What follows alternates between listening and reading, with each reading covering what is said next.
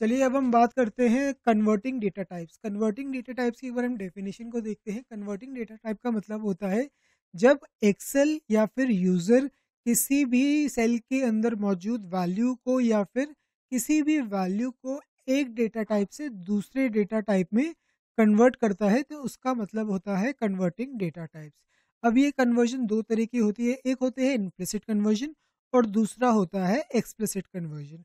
Implicit conversion का क्या मतलब है? इम्प्लिसिट कन्वर्जन का मतलब है automatically converting a value that needs to be treated as a different data type to perform a specific operation और कैलकुलेशन। यानी कि जहाँ पे एक्सेल ऑटोमेटिकली आपके द्वारा सप्लाई की गई वैल्यू को एक डेटा टाइप से दूसरे डेटा टाइप में कन्वर्ट करता है और उसके बाद उसके ऊपर एनालिसिस या फिर कोई भी कैलकुलेशन या ऑपरेशन परफॉर्म करता है।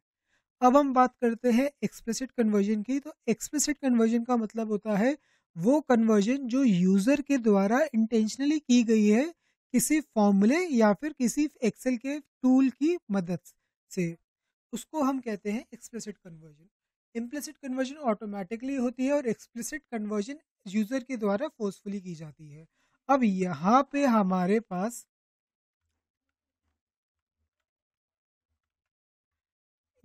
हमारे पास दो नंबर्स है, 5050 और 100। अब मैं इनका अगर सम निकालूं तो इनका जो सम है वो होगा ज़ीरो। ये क्यों हुआ? ये इसलिए हुआ क्योंकि ये दोनों ही सेल का जो डेटा टाइप है वो है टेक्स्ट डेटा टाइप। अगर मैं इस वार्निंग पे क्लिक करूं तो आप देख सकते हैं यहाँ पे दिया हुआ है number is stored as text. तो इस चीज़ को हम कैसे एक्सप्लिसिट कन्वर्जन की मदद से नंबर में कन्वर्ट करते हैं, चलिए उसको देखते हैं। सबसे पहले मैं टाइप करूँगा वैल्यू और उसके बाद इस रेंज को सिलेक्ट करूँगा और एंटर हिट करूँगा। इसके बाद जैसे ही मैं यहाँ पे सम का फॉर्मूला लगाऊंगा तो एक्सेल इन दोनों नंबर्स को नंबर डेटा टाइप में कन्वर्ट करके इन दोनों का सम करेगा। तो इसका मतलब होता है डेटा टाइप कन्वर्जन, जब हम ऑटोमेटिकली या एक्सेल के द्वारा या यूज़र के द्वारा एक वैल्यू को एक डेटा टाइप से दूसरे डेटा टाइप में कन्वर्ट करते हैं टू परफॉर्म सर्टेन कैलकुलेशंस और ऑपरेशंस। इन दोनों ही नंबर को टेक्स्ट फॉर्मेट से न्यूमेरिक फॉर्मेट में कन्वर्ट करने के लिए हम एक और तरीका यूज़ कर सकते हैं।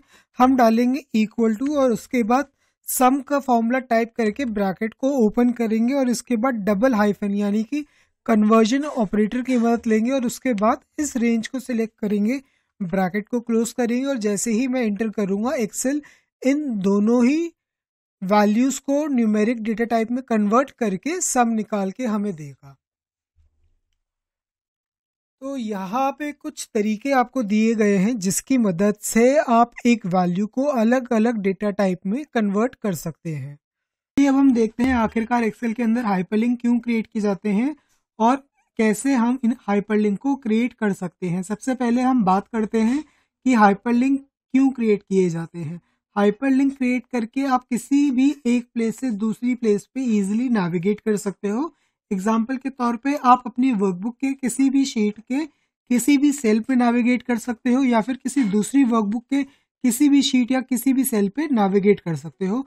इसके अलावा आप वेब पेज का हाइपरलिंक भी क्रिएट कर सकते हो जिसके क्लिक करते ही आप उस वेब पेज पे पहुंच जाएंगे। अब हम बात करते हैं कि आखिरकार एक्सेल के अंदर हाइपरलिंक हम कैसे क्रिएट कर सकते हैं। तो हाइपरलिंक क्रिएट करने के लिए सबसे पहले मैं यहाँ पे टाइप करूँगा कंटेंट, क्योंकि मैं कंटेंट शीट का हाइपरलिंक करूँगा। यानी कि जैसे ही मैं इस हाइपरलिंक पे क्रिएट करूँगा एक्सेल हमें कंटेंट शीट के सेल B8 पे पहुंचा देगा। तो एग्जांपल के लिए मैं अभी पहले कोई और सेल सिलेक्ट कर लेता हूं। अभी मैंने कंटेंट शीट पे सेल B13 को सिलेक्ट कर लिया है, लेकिन मैं अब जब हाइपरलिंक क्रिएट करूंगा मैं सेल B8 का रेफरेंस दूंगा। तो जैसे ही इस हाइपरलिंक के ऊपर मैं क्लिक करूंगा एक्सेल मुझे कंटेंट शीट के सेल B8 पे ले जाएगा।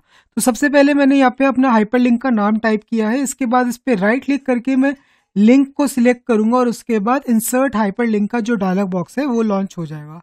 फिर लिंक टू में मैं यहाँ पे सिलेक्ट करूंगा option place in this document, यानी कि मैं अपनी वर्कबुक के अंदर ही किसी शीट पे नेविगेट करना चाहता हूँ। उसके बाद मैं उस शीट को सिलेक्ट करूंगा जिस शीट पे मैं नेविगेट करना चाहता हूँ। तो यहाँ से मैंने कंटेंट शीट को सिलेक्ट किया है और टाइप दी सेल रेफरेंस में मैं दूंगा सेल B8 का रेफरेंस, क्योंकि मैं सेल B8 पे नेविगेट करना चाहता हूँ। अब बात करते हैं कि आखिरकार स्क्रीन टिप क्या होती है हाइपरलिंक में। तो स्क्रीन टिप पे मैं यहाँ पे लिखता हूँ शीट कंटेंट सेल B8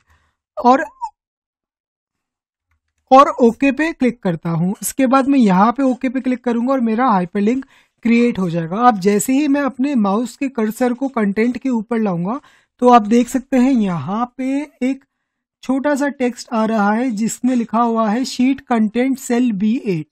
तो अब जैसे ही मैं इस पे क्लिक करूंगा एक्सेल मुझे B8 पे पहुंचा देगा।